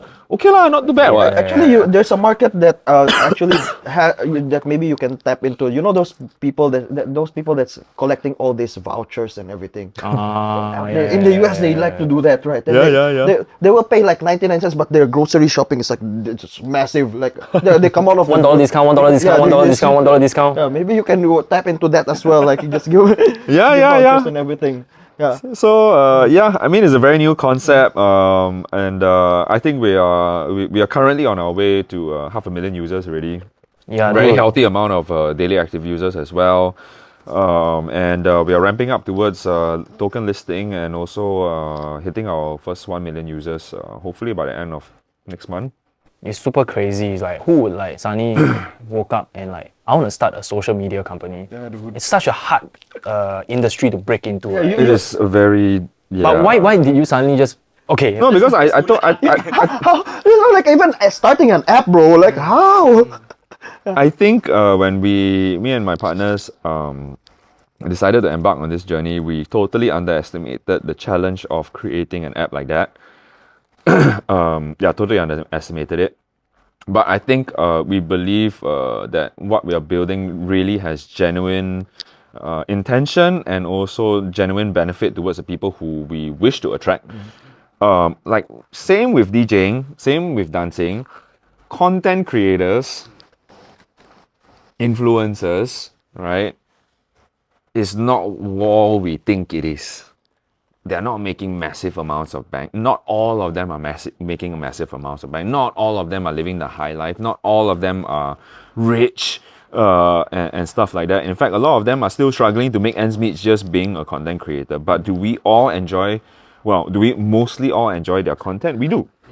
Right? What we're doing technically right now is also creating some kind of content. Yep. Right? And people are it's just free.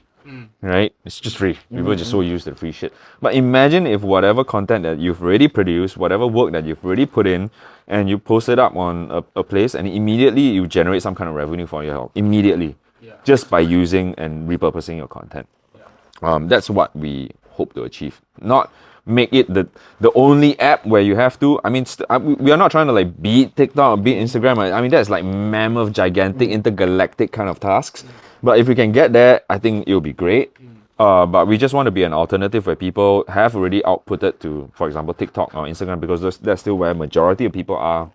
You get your massive eyeballs over there, hopefully to be able to create some kind of interest in your work and provide some kind of gigs or whatever. But if you want to monetize your stuff and monetize your content, Republic's a place to be. So, okay, then comes to the question of like who's paying the monetization? Is it your big brands that's putting advertisement on your platform, or you guys are paying the creators? So for now, it is the token airdrops, and that will be coming from us. And once we list the token, it will be a tradable asset on the exchanges and stuff like that. And hopefully, with more adoption, the token value will go up, and we will maintain it steadily growing. And as time goes by. But we don't really want to do ads yet. I think that's counterproductive to the app at this point of time. I mean, look at the other platforms. We just see all our friends just doing ad after ad after ad after ad after ad. It's just kind of, dude, kind of boring. Do you remember the glory days of Facebook and YouTube? They all said the same thing. There's not gonna be any ad in this place.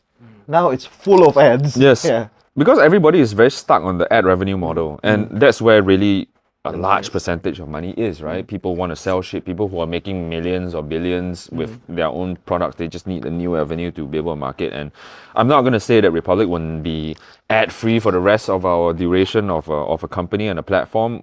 We're not adverse to it, but I don't think at this point of time that's what we want to focus on.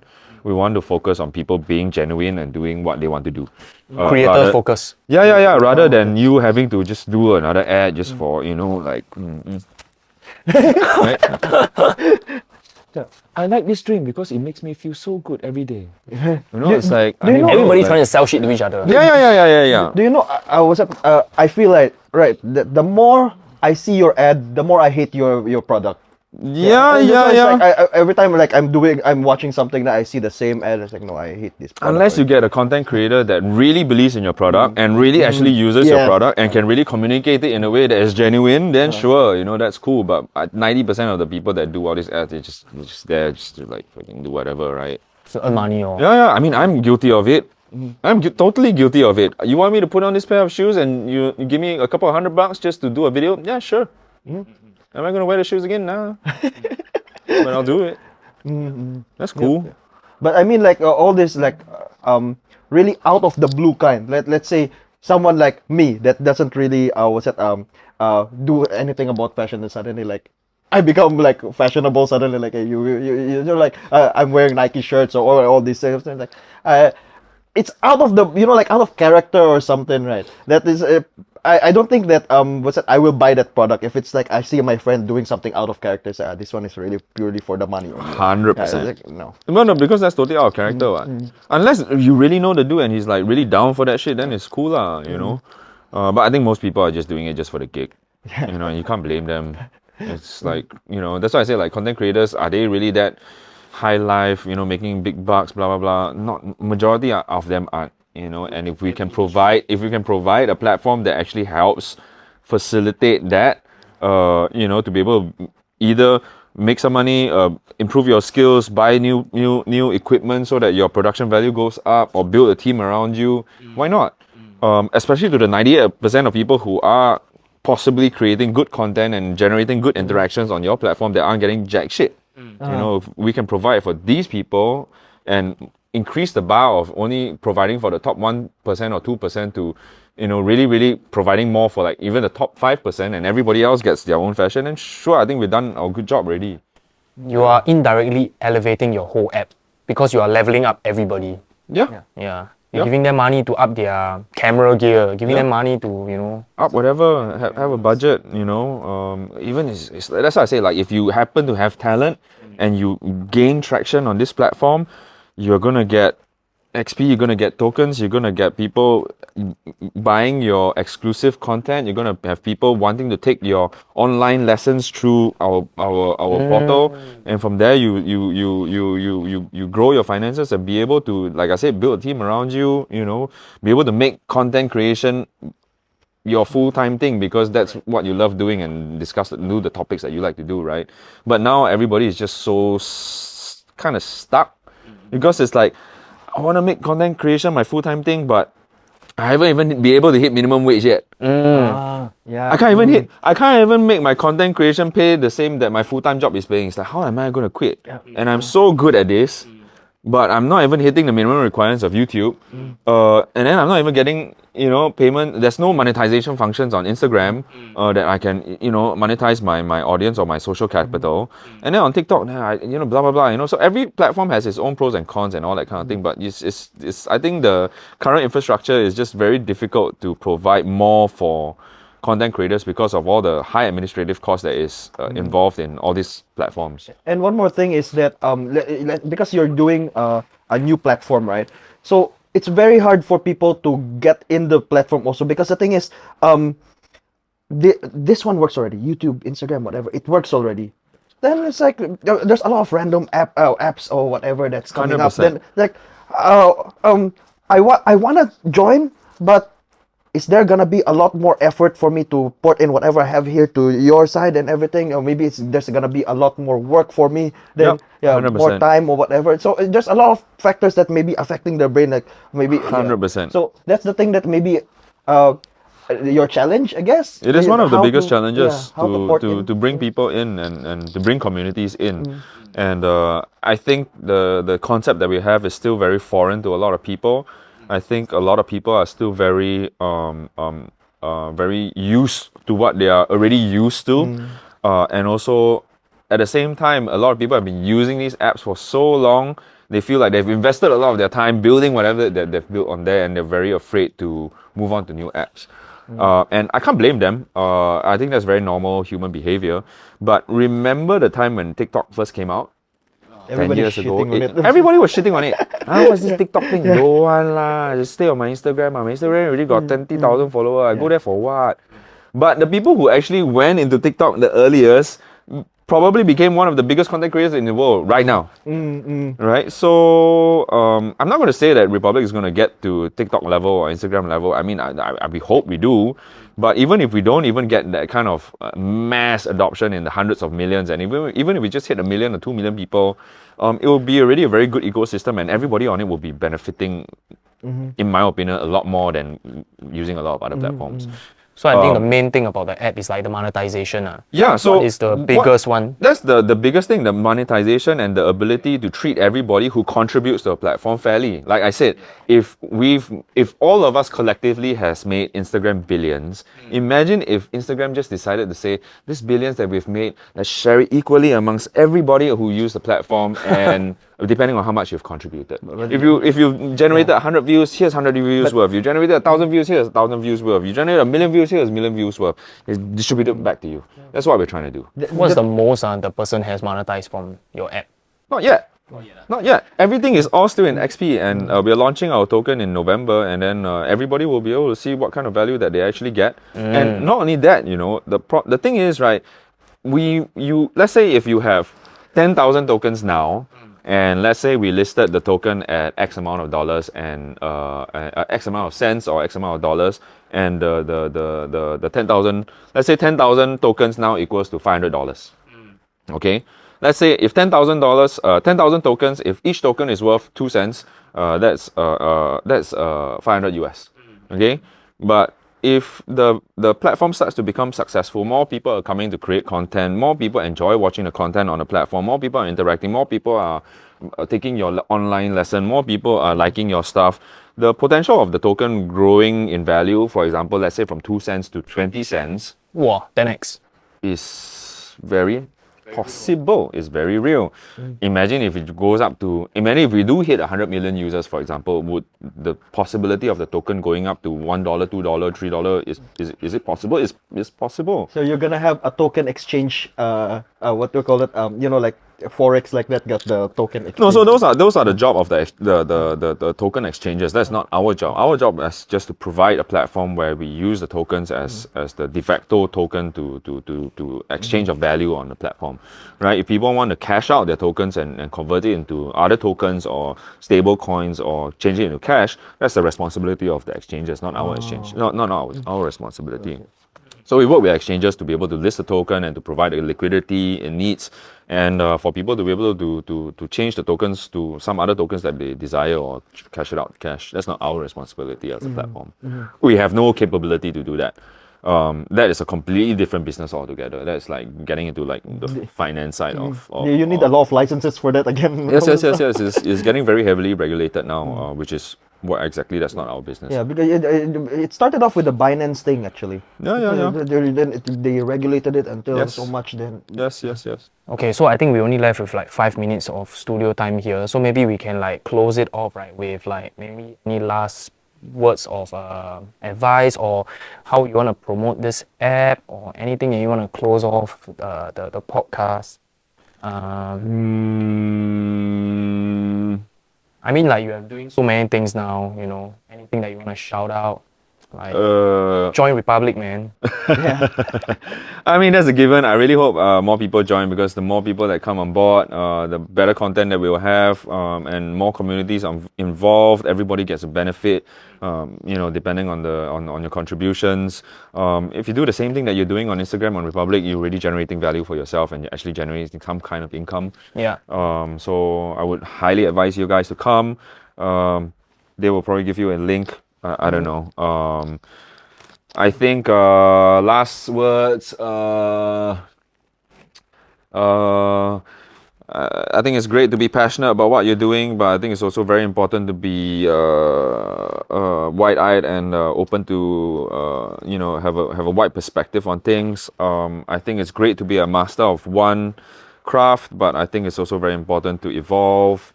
I think it's very important to be happy. And I think it's very important to not talk too much shit about other people, because that actually doesn't really reflect too well on yourself most of the time. Don't talk too much. A bit can. It's fine if there's truth to it and you are looking out for friends.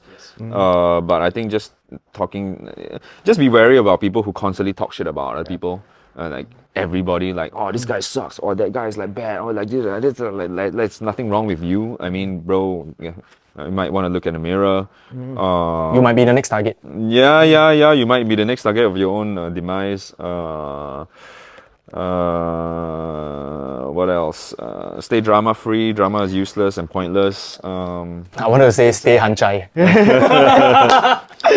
There's the good side and the bad side of HANCAI. Don't over HANCAI. Be HANCAI is okay. Alright, be happy. HANCAI is cool. Don't be over HANCAI. What else? I don't know, man.